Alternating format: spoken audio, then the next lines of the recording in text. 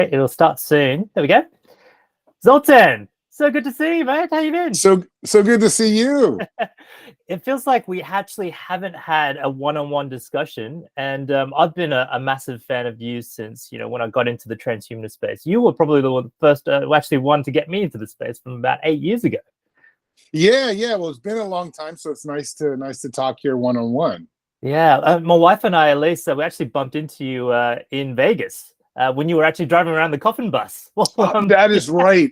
That is right. That was a big blur, that trip, but yes. I saw the documentary as well, like that journey you went through, like Oh, when the oil leak actually started happening. But that's incredible. You went across the entire US.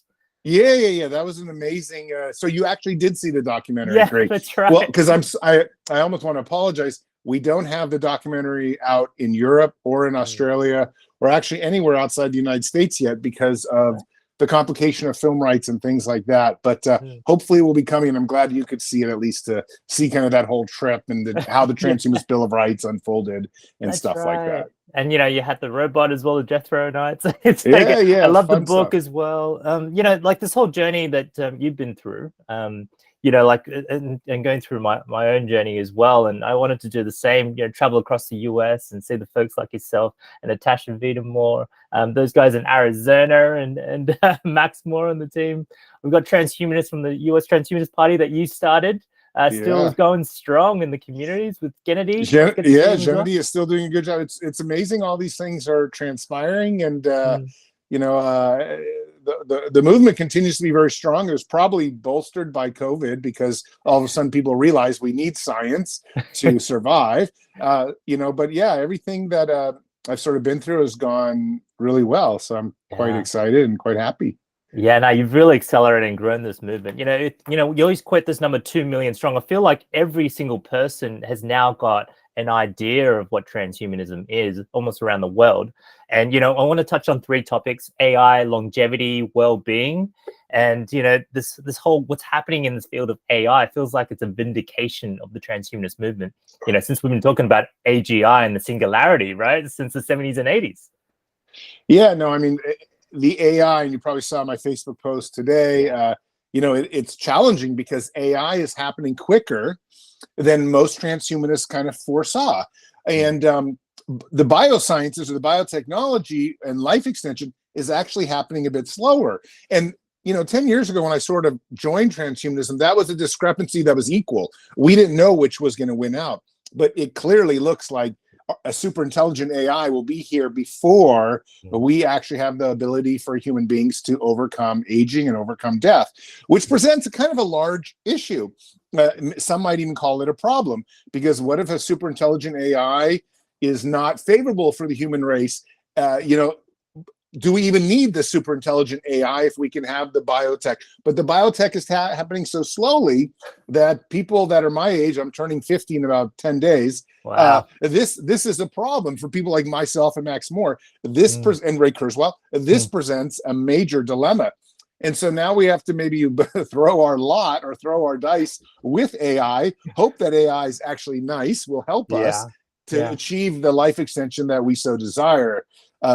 Whereas I think somebody your age has a little bit longer to wait, and maybe the biotechnology will actually be suitable for you by the time you're 70 or 80. But I don't know if I have 20 years, given the regulatory environment, which takes 10 years just to even test these things out. So I have to be realistic. We might need some kind of magic that AI is going to create. Anyways, that's one of the fundamental things that's happened in the transhumanism movement in the last decade that we couldn't have seen 10 years ago.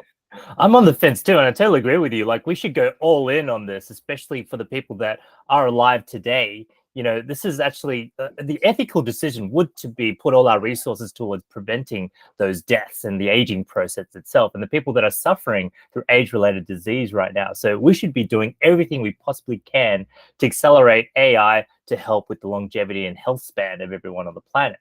And it feels like, the people that are trying to shut it down with regulation and things like that, and talking about how do we do that in a way that aligns with humanity. Sure, I mean, that you don't want to have this sort of nuclear apocalypse type scenario. We've all seen Johnny Depp in Transcendence. That's like a nice depiction of how things could turn out.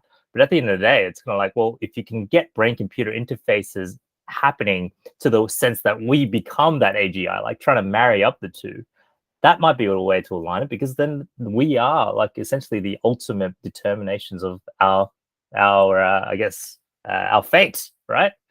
Yeah. Well, for me, it really just comes down to a statistic that I've quoted a lot, which is if we can achieve indefinite lifespan by 2030, let's just say hypothetically, I don't think we will that quickly, but if we could, versus let's say 2050, which is kind of the agreed upon amount, we would literally be saving at least 1 to 2 billion lives. And that becomes such a humanitarian quest, especially when you think of like the amount of lives lost in the Ukraine right now because of the war, or the amount of lives lost in even World War II or something like that. We're talking about now billions of lives, 1 to 2 billion. So I think because of that, the logic and game theory would say, well, spend the money on AI to try to fix this problem so that 1 billion plus people don't die. And if that's really the case, then it would be obvious that this is the right choice, is to put all our effort into getting AI out there to help us, and hope that AI does not end up destroying humanity. It's hard to know. I mean, obviously, we won't know until another 5 years if AGI really is dangerous. It's up for a call still. However, we can make that determination, I think, then. If at some point we get to a point when we realize AI is so smart, and maybe we can shut it down for humanity's best interest in case it poses existential risk. But in the meantime, full speed ahead with it, because it does seem to me, I don't want to use the word savior or something, but certainly the intelligence of AI, a super intelligent AI, could easily save 1 billion lives. And if that is the case, then we must do everything from a moral perspective. It's our moral duty to do everything to help it forward. Yeah, definitely. It's interesting what Sam Altman's been saying, in the press and also in the mission behind OpenAI. One, they want to, accelerate AGI, but making sure that it's open and friendly. But, to the extent that they're doing it right now is very closed because of the competitive landscape and also AI safety reasons. And they're actually hiring a kill switch engineer, right? This is fake news, but they're saying that there is a way to potentially the fail-safe, we turn the entire data center off, right, before anything if something starts looking bad. And they're also funding, universal basic income, and he's personally funding longevity experiments, right, in retro biosciences. I think he put in $180 million into longevity. So all of these things are combining, but it goes to show that as a society, how do you get them to care? Because right now it feels like all these breakthroughs are happening with GB4. I'm at work and people are, talking about it, how it can improve their productivity. The bosses are thinking about their return on investment into the capital that they deploy, but no one's really thinking about what it means for, say, future of humanity. Things like what's happening right now in the US, right? There's the banks that are imploding right now. And, what does that mean for Bitcoin and cryptocurrencies? And, we'll touch on transhuman coin as well. But how do you get the mainstream people to actually care about the subject when they're dealing with their bills and the inflation that they're facing right now in their homes? I mean, to be honest with you, one way to get them to care is to have all this chaos, because you have a bank run and people lose their money.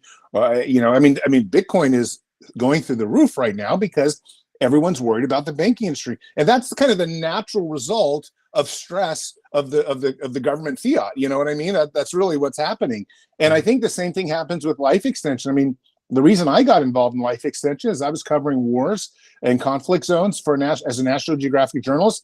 And I saw so much shit that one day I just snapped, and boom, that was the day that I was like, you know what? I'm going to dedicate myself to overcoming death in whatever way I can do, in a scientific manner, because I have become so afraid. And that was, it was like a logical kind of result of of seeing, I guess, some terrible stuff in war zones. And maybe there's enough chaos in the world that people start waking up and saying, sort of like COVID, you wake up, you get afraid, all of a sudden you're very quick at coming up with a vaccine and quick with coming up with the scenarios to overcome that. And humanity did pretty good during COVID, I'd say, in overcoming this plague. And I think if people could realize death is a plague, then we could very quickly, I've said this forever, if we just would take, a ton of money and put it towards a problem, I bet in 10 years, we'd have the solution. The problem is that people don't even realize there's a problem to fight. And so how do we get them to realize that aging, death and aging are dire problems. Yeah. That's something I haven't actually worked out, but maybe bank crisis, World War III with Russia and China, maybe these things are enough to get people to think differently and to realize that there's a lot more at stake than just, as you said, productivity and return on investment. It baffles me that that's how people think all day long, because when I think of things, I don't think of return on investment. I think of how can I make it so that the investment I have, I can enjoy for my million years. It's a very different type of thinking. I'm not concerned with just the next 5 years. I'm concerned with the next million years. How can I make it so my consciousness survives? And this is, yes, I mean, it's return on investment, but it's return on investment on the long term, a huge, much longer term. And I think if we can get people to think that way, but again, that is the tricky part. Evolved, right? I mean, like, in the African savannas, you care about what the lion's coming at you right now, as opposed to say what you're going to build for a future civilization, so you can have a wall against those animals and build the weapons to stop them. But for us, like, it's paying the bills, getting through day to day, your paycheck to paycheck. This is why I think what that sort of mainstream moment would be is implementing something like a UBI, which you've advocated for when you were running for president as well, right? That freedom dividend, essentially kind of like what Andrew Yang had been proposing through Humanity Forward, and also unlocking the land that we are underutilizing to essentially pay for the UBI. I mean, in Australia, we're spending $380 billion on submarines, paying the US, which will help with the deficit, but that actually could be essentially paid out as a UBI for Australians right now. Well, I'm a huge supporter of universal basic income, and I agree with you. We could use I mean, I'm not actually opposed to the military industrial complex. I just think if we could take the money that's going into the military industrial complex and apply it to a broader definition, maybe the longevity industrial complex or a scientific industrial complex, including social benefits like universal basic income, we might then all of a sudden find that creating a bigger military to protect ourselves could be used to protect the average citizen, so that they have food, they have housing, they have, I mean, there are many ways to cross over these things. Again, I would prefer not to have any war whatsoever and no military whatsoever. To protect yourself. If we could somehow make it so that money going to the military was able to fund a universal basic income, that would be something that I would definitely want to consider. But whatever happens, I think it's really critical. One of the reasons that people aren't interested in indefinite lifespans is because they are struggling, and life's not very fun for a lot of people. I mean, we got like 15% of kids in America are going hungry at night, or at least malnutrition and things like that. And this isn't, we're talking tens of millions. This is an unacceptable amount. If we could figure out a way to make people love life, they'll definitely want to protect it with extreme and radical longevity. I think a lot of times people don't care about longevity because they're like, oh, I'm just not that thrilled with life.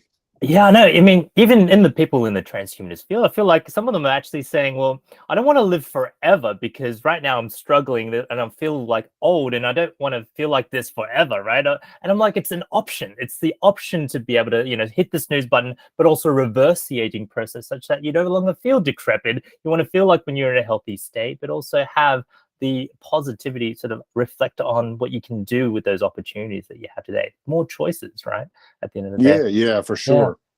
So on that sort of on implementing something like a UBI, either through the industrial military complex, or whether it's currently through cryptocurrencies with transhuman coin, this is something that Charles and I have been working through for the last almost year and a half, and we're really keen to collaborate with you on this. And it's sort of things that as a transhumanism movement, how do we get people to actually opt into this transhumanist mindset?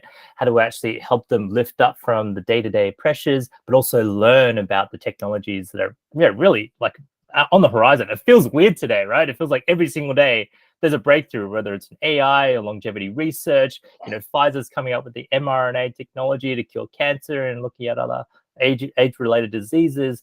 What are your thoughts on how we can actually embrace and implement something like this? Well, yeah. Well, let me first just say, you and Charles have done an amazing job with Transhuman Coin, because what I've been most amazed about is not the coin itself, is the amount of promotion that you have used and achieved with the coin in itself. I mean, you have introduced, I would probably say, hundreds of thousands, if not millions of people to the coin and to the movement itself because of the coin. And, if you had asked me a year and a half ago, was that possible? I would have said, no, that's not possible. But you did it. And you and Charles have really done it. So anyways, let me just clap my hands to you, because if there was a yearly award, you and Charles would have won it for how you have helped transhumanism as a movement, just because you figured out. I mean, honestly, transhuman coin is very similar to my presidential campaign. Yes, it wasn't that I was going to win the presidency, but it was the idea that I could use it to inform people that science and technology in our lives is very good. And you have used transhuman coin the same way to achieve many, probably millions of people learning about the movement and learning about life extension through the coin. So for that, bravo. And couldn't have done it without the shoulders of giants like yourself. Well, I've been impressed. I can't tell you, every day I'm like, wow, it worked, and it's impressive. So anyways, congratulations on that. Thank you so much, and we'd love to collaborate. And how do we actually, get this out? Whether it's your new winery that you've got opening up for the longevity field, anything that can help with the utility, and we can get more people involved. Sure. Right now, so the winery is set up in sense that I have vineyards in Argentina, Bordeaux, France, and we're building the vineyard in Napa Valley, where the winery is actually already established, under construction. So we're going to have these 3 wineries, and we're mixing nootropics. I got some PhD friends at Berkeley, who come up with these nootropic crazy drugs. They make your brain smarter. We're mixing a little bit of wine. So the idea is that you would drink wine and become smarter. Again, we don't know if the wine right now doesn't seem to be making us smarter, but the business is now formally established. We're hopefully going to be entering some award competitions with our wine here sometime in the next 6 to 8 months, and producing some of the very first bottles. But the idea is that we would create a wine that might make you smarter, maybe make you live a little bit longer, and take a new angle at wine. And to be honest with you, I do a lot of media stuff. I've been looking for a place to bring the media out, not just my home in San Francisco, but into the countryside, into Napa Valley, or Bordeaux, where they could actually experience a little bit more of transhumanism, actually do something with it. And so that'll be great to serve some of the journalists wine, and they could have better luck with writing and filming their stories. So there's a couple different things we're using to push the transhumanist wine, but eventually it'll be great, and I'll be happy to send you a bottle. Oh, that'd be amazing, Zoltan. And I can't wait to actually visit you as well again. Sorry about not making it in person this time round. I was meant to go to South by Southwest when the Singularity Group guys were at. They actually had a base camp event. You've been on their Future Loop podcast, and I'm glad that they've embraced transhumanism as well, because I feel like Singularity Group previously had tried to shy away from that sort of stigma behind the movement, but now they realize that this is actually the true calling for the singularity movement and transhumanist movement overall. So I'd love to do those collaborations as part of the faculty there as well. With the winery, it's a great to actually having a space, a forum for transhumanists to actually come together, be part of that community, build together, and also promote transhumanism to the outside world, and to invite journalists and really accelerate that. So I'd love to see if we can collaborate on that too. Yeah. Well, hopefully the Bordeaux aspect of it will eventually be some kind of big conference center. The Bordeaux is a chateau, and all together might end up with like 16 to 20 rooms. We could have everyone there. There's a big giant in the wine building, like a big audit. It's actually a garage, but it's actually a huge giant warehouse where you could have like presentations. So maybe we'll one day end up with a European headquarters of the wine business, something like that, where all the transhumanists could gather. But either way, I think what's important is sort of what you're doing with transhuman coin, what I'm trying to do with transhumanist wine, what people, Singularity Group is trying to do with their futurist mission. The point is, the more of us that push, the better chance we have of all of us succeeding, because this is a kind of a case where a lifting tide lifts all boats. A rising tide lifts all boats. And if we can all get on board with the longevity mission, the transhumanist mission, the AGI mission, we're all going to find ourselves in a better situation, especially because there are parts of America and around the world that are kind of upset. And again, so I recently had interviewed with Steve Bannon. I don't know when it's coming out, but hopefully soon. But, there are people that are very angry with how far the movement is going. And I think the more of us involved, the less people will be able to resist and fight Mm. the future. And this Yeah. is important because if we do allow people to upset the future, we end up losing lives by not having the research money and the research momentum to go forward. So it's very important that we're out there trying to promote transhumanism so that people feel like, we're normalizing this concept, which was once a wild and crazy concept. Even I would agree with that. And now it's becoming very normal. And that's great because all of a sudden we end up in the transhumanist future and we barely even notice that we've arrived, but we're there. This movement, it transcends physical borders, it transcends, religions and philosophies, because really it's about people, places, and laws. I mean, Balaji, on Twitter has actually been promoting this whole network state, and having the land to actually practice and have communities come together, and actually having our own laws to actually establish this, and coming together with something, whether it's cryptocurrencies or wines, and really, this whole movement to get the executives together. We're experimenting in Australia as well. In northern Queensland, we are purchasing a large piece of land, 10 hectares, basically to initially have a business there, to look at a particular species of crayfish to 10x the yield of production that's right now in Australia and globally. But then using that as a space to then accelerate transhumanist ag tech type of projects, to essentially have that space for people to collaborate and build on. So this is, you're totally right. It's let 1,000 flowers bloom, it's really basically everyone from all different avenues, but really having that mission and promoting that cause. Something that I've really respected you, Zolt, as well, for actually making this happen for me from the very outset, all the way back. I think it's been 8 years ago when I first saw you on the TV news around the US presidential candidacy. That's I think your strategy around getting the media attention is like, this is the ultimate way, and that's how we sort of built on that with Transhuman Coin and others. But on a personal level, Zolt, how did you get your wife and your kids and things like that, like manage to get them on board? Because with Elise, my wife, right, she's identifies as a transhumanist, but she's not all the way there, right? She's like, what, maybe it is okay to die one day, because it's sort of like the natural flow of things, and sometimes she just wants a tech detox, right? Just because so much is involved in work. How do you do it? Well, I'll be honest with you, my wife sounds just like your wife. So my wife would not classify herself as a transhumanist.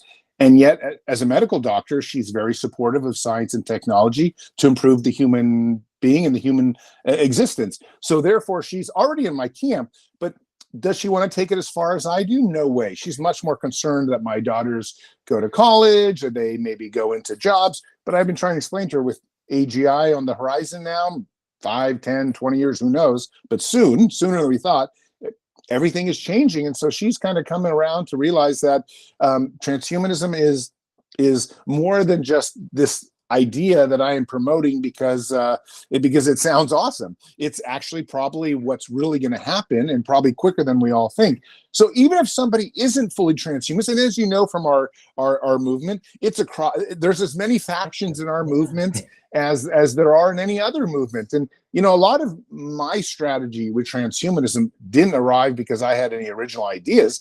I actually just kind of I looked at how environmentalism took off. How did environmentalism go in the 1960s and 70s with Greenpeace and 80s to this tiny little movement of protecting the earth, to now a multi-billion person movement that actually has really changed the way we think of the earth itself.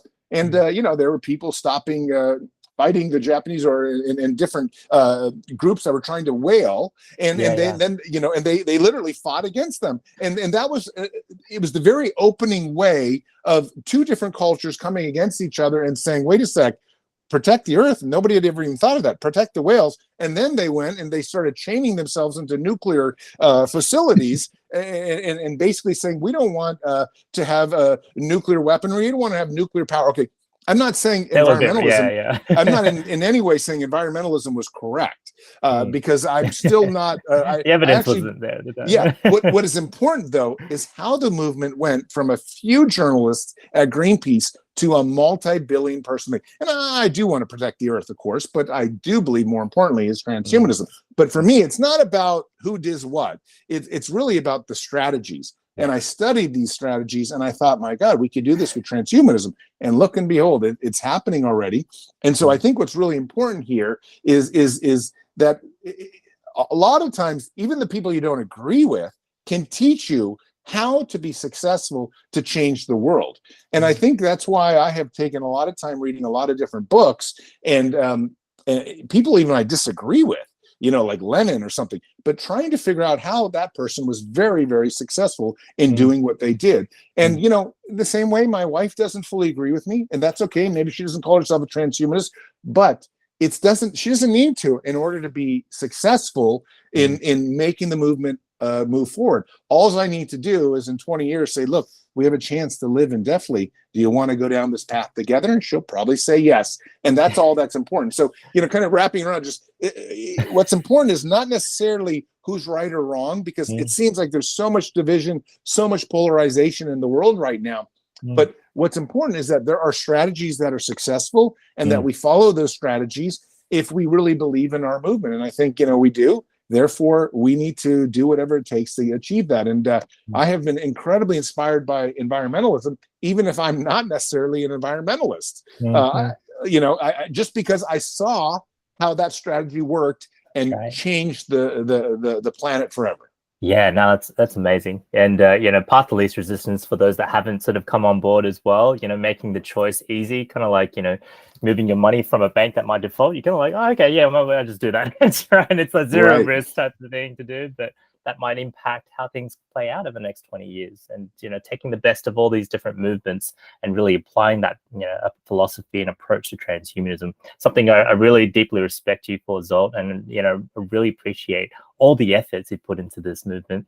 It's such an honor and pleasure to actually speak with you again in person, next time in person, but, actually have this dialogue. So I really look forward to catching up with you next time we actually get into the States. Let me know if you're ever down in the Southern Hemisphere, down under in Australia. I'll love to get. What part of Australia are you in? I'm in Sydney. Okay, Sydney. Yeah. I mean, I'm a surfer, so I have been to Australia, and I took an amazing trip once there, hitchhiking, and oh God, I loved it, and I love Aussies too. So my supervisor, Julian Civilesco, he at Oxford, he's actually living in Australia, or at least has a house there. I think he's in Singapore at the moment. Oh wow! But he's so there's a lot of connections. So if I ever do go there, I would love to hang out and meet. But we'll do a whole road trip around. Oh, I love us. I mean, honestly, all the way to the Port Douglas with this beautiful surf. They do like windsurfing there as well. It's one of the continents it's one of the continents I've been to, but I haven't explored nearly enough. And what I did taste of it for a good 2-3 weeks hitchhiking once was just like, I mean, this is in my youth. So, wow. Well, if you ever want to set up a base around the winery as well, we've got. Well, no, and I have thought about it honestly. New Zealand and Australia, we are looking for expansion possibilities, and New Zealand and Australia are on our ticket because of just they do have produced great wines. And it is. I'm a bit of a prepper. I'm always worrying about the end of the world, and I have often thought that it's nice to have places on different parts of the world where, in case something goes down bad, I can go there and say, "Well, I still have my winery here." That's right. I mean, we've all seen The Last of Us with the cordyceps, and it feels like it's what's happening with either it's the AI, the bake runs, the people that want longevity. No. I mean, they say like Trump is getting right? They say Trump is getting arrested on Tuesday, and I mean, this is I'm not a fan of any politics of either Trump or Biden really, but this is pretty serious for America. I bet we'll probably have some protests and demonstrations. It's already sketchy out there, so it's nice to have places elsewhere one can go in case frankly the shit hits the fan. We need movements to unite all of humanity more than ever before. So Zol, I agree. Thank you so much for taking the time. I know you've got to run, but really appreciate this, and looking forward to collaborating with you. And let me know when you come into Australia, because Charles is coming in June. Okay, I'll definitely let you know. No, thank you for having me, and it's been great talking to you. Yeah, thanks. I'll stop the recording, but let me know if you